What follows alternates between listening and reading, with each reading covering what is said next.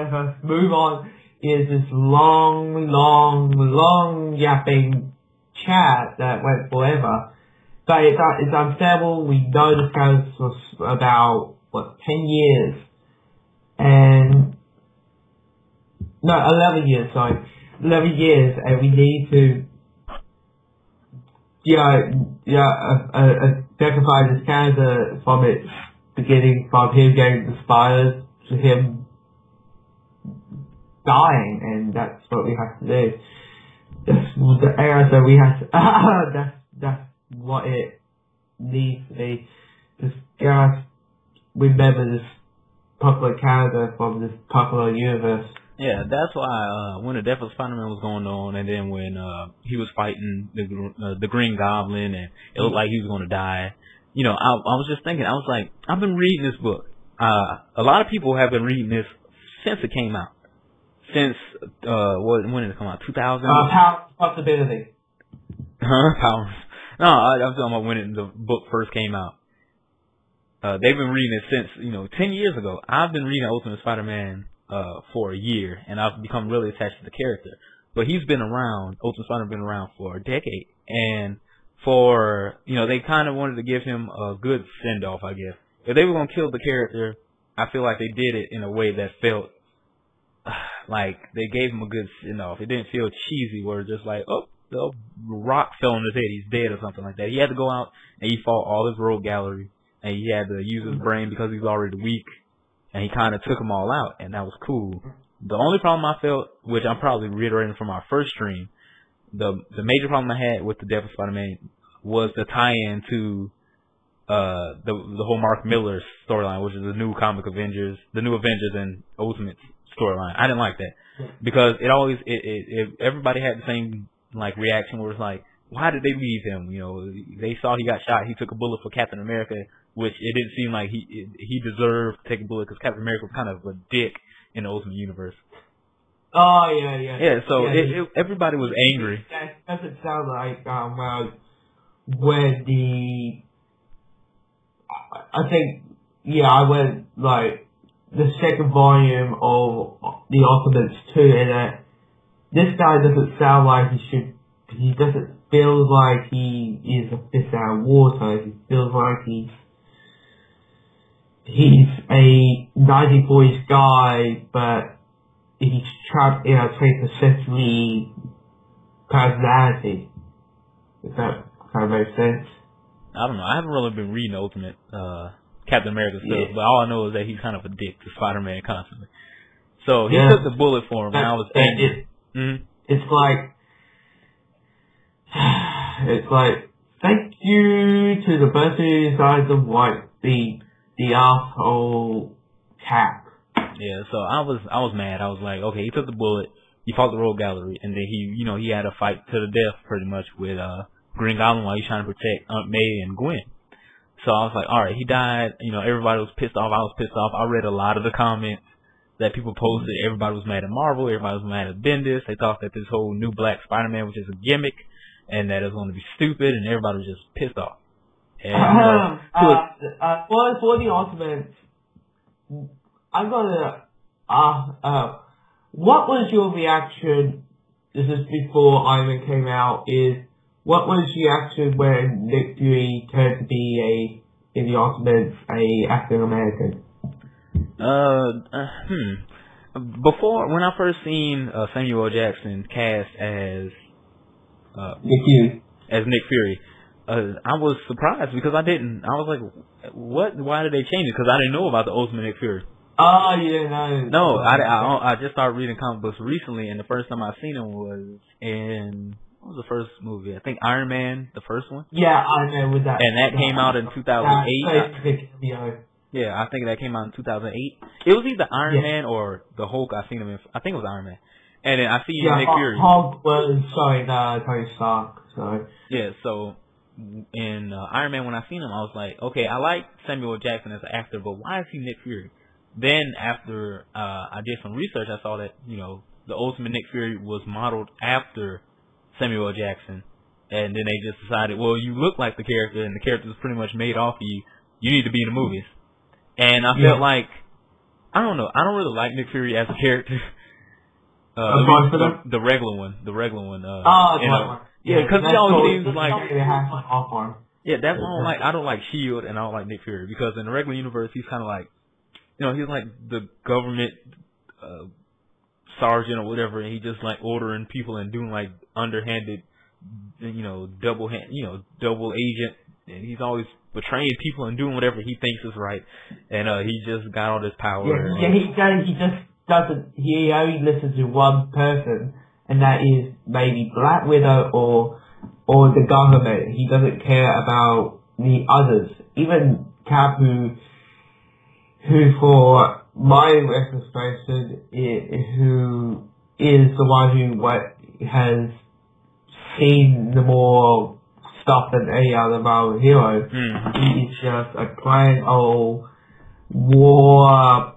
I mean, I'm talking about the white Nick Fury here. Is this like this complete arsehole who doesn't really care about anybody else except the government and Black Widow. Yeah, so I made a little bit of Cap, but anyway. Yeah, so when I seen him cast and I learned that was the ultimate Nick Fury, I was like, okay, cool, because I didn't really care about the regular Nick Fury anyway, because he was just kind of a dick. So after I started reading Ultimate Spider-Man and getting to know the Samuel Jackson Nick Fury, he was kind of the same way, but he had a more human side to him. And you can kind of see that when I was reading Ultimate X-Men, you could see his ties with Wolverine. When Wolverine pulled him out of the desert or whatever and took him back and saved him, even though they were holding Wolverine captive.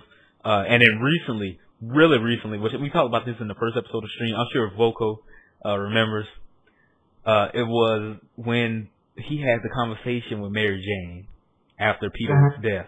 And that was so touching, and it was just so emotional. I was touched by that moment. It was nice, and that's what really makes me happy that they went with the Samuel Jackson.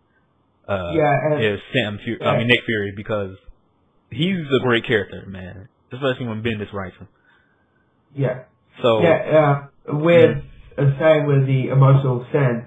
We're talking about Nick Fury here, guys, because we have a African American Spider-Man, so it's good to actually say what was people's reactions when they have like an African American Nick Fury or the kind of stuff.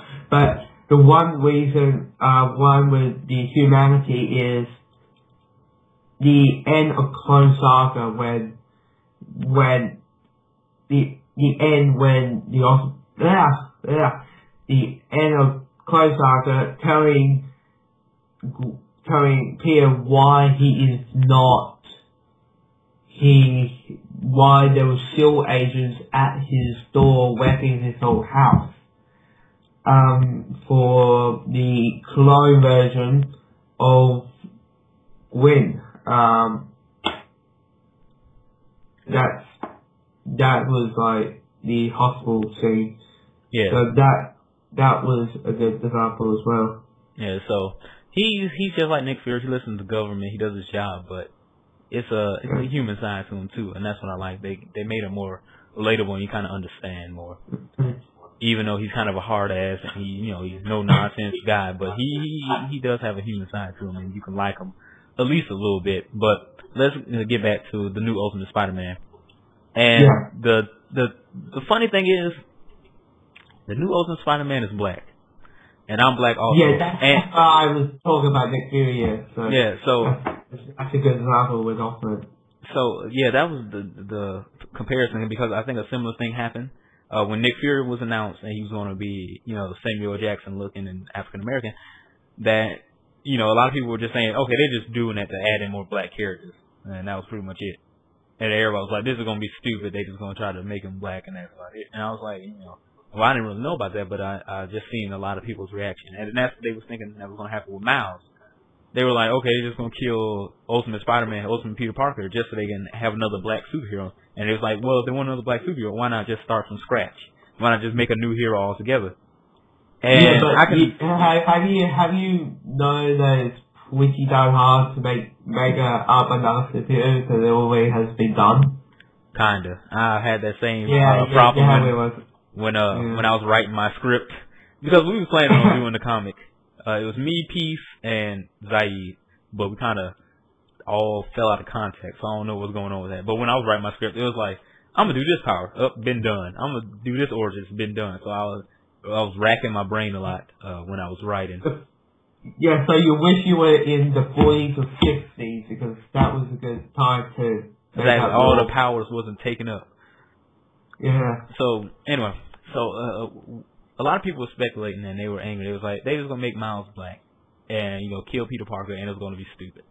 I, on the other hand, was thinking Bendis is still writing. I kind of trust Bendis because he's written some of my favorite stories.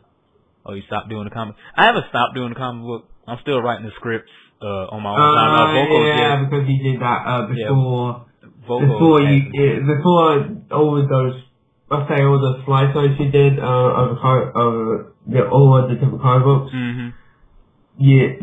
What someone said, they want to.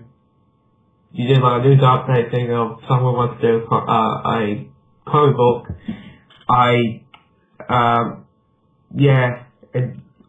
That sounds like that's still going. The only to give you a little update, Voco. I'm still working on the comic. It's been kind of in stasis, I guess you could say, for a little bit because I haven't been able to work on it due to school and I'm looking for a job. But I have the first script done. The first script pretty much is the first issue, and it's the origin story. That's finished, and I started working on the second issue. I already got my ideas set up for like the first whole storyline and everything. I just got to write it down pretty much, which it would be so much easier if I had talent in my hands so that I could draw myself, because I wouldn't have to write a whole script. I can just, pretty much free do it and just draw and then write in the text. But I'm still working on the scripts because, Peace got me starting it.